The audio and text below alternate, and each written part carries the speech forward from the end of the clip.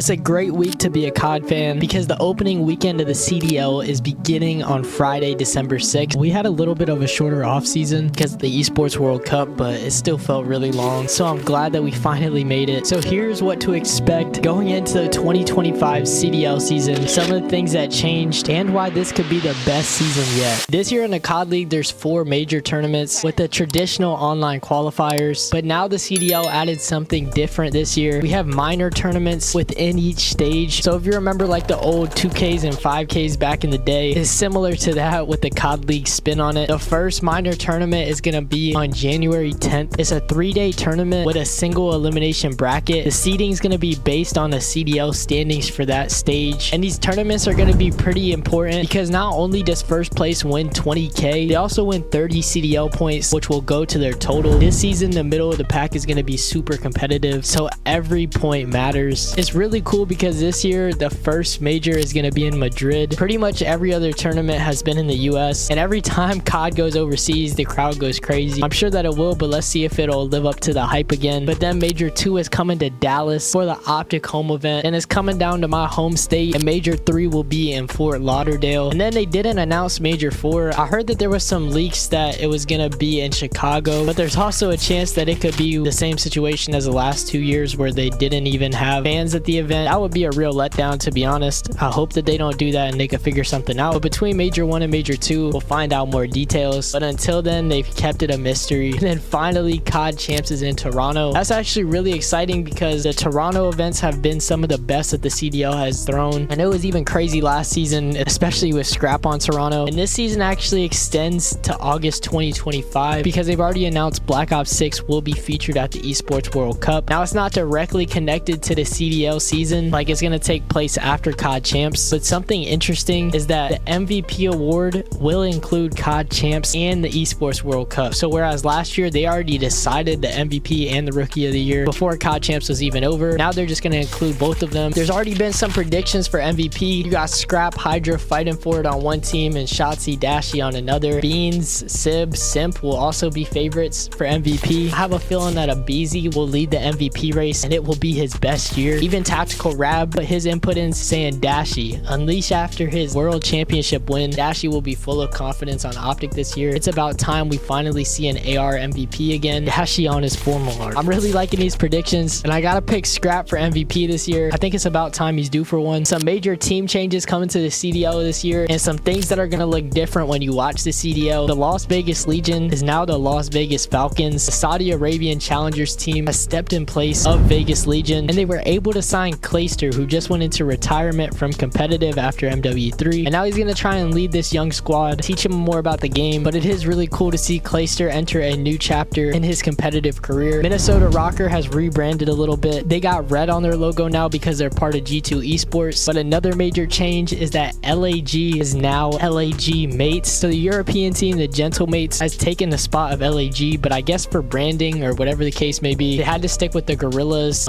brand and added their own thing to the end. So now it's the Los Angeles Gorillas Mates. What a name. Vickle announced his retirement from competitive Call of Duty, so the Miami roster is going to be looking a lot different from last year. We got Lucky, Metals, Real, and they signed Rencor and Super, who will also be another pair to watch out for. NYSL is now Cloud9, and Hydra and Scrap have gone to LA Thieves. So now Cloud9 is Sib, Attach, Mac, and Kremp. So that's going to be another team that looks different. And then of course a bunch of other teams in the CDL have switched up their rosters and built some interesting teams for the Black Ops 6 season. And we're going to get our first chance to see them in action this weekend. This is what the schedule is looking like. I like this because we got 4 matches per day. In the past, we would have 3 matches sometimes, and it would make for a really long watching experience. With that, I went into the Reddit to see what people were thinking about opening weekend, and here's what they said. Day 1 I feel like could be interesting, maybe other than Texas and Boston, which is pretty one-sided. But other than that, I would like to see how Toronto holds up against FaZe now that Scrap is gone. Falcons will hopefully show how they're going to hold in the league, and I'm just an LAG fan, so I'm excited to see their new team play. Optic go 2-0. FaZe versus LAT will be fun. Damn, I haven't been paying attention these last few months. I had no clue the league starts this weekend. My bold prediction is that at least 2 of the days don't get done until 11 p.m. And then last but not least, I hope Beans ends the day breaking GAs, round 11, and Quickscope collats Simp and Abizi. Yeah, the GA situation got pretty out of control, as it does pretty much every year. It's just a lot of confusion as to what guns weapons are gonna get banned, certain things on the map, stair glitch and all that type of stuff. I think that snipers are out right now, and I'm pretty sure knives are in, but there was conversations about it being out. We should see most of the pros run around with the Amy's and the Jackal, but it's gonna be an interesting weekend for sure. And hopefully this video broke down some of the important details for you guys. I'm really excited for the season to get kicked off, and y'all know I'll be talking more about the COD League on this channel. So if you haven't already, subscribe and hit that notification bell because we're locked in for the CDL season. Also, don't forget to connect your YouTube account because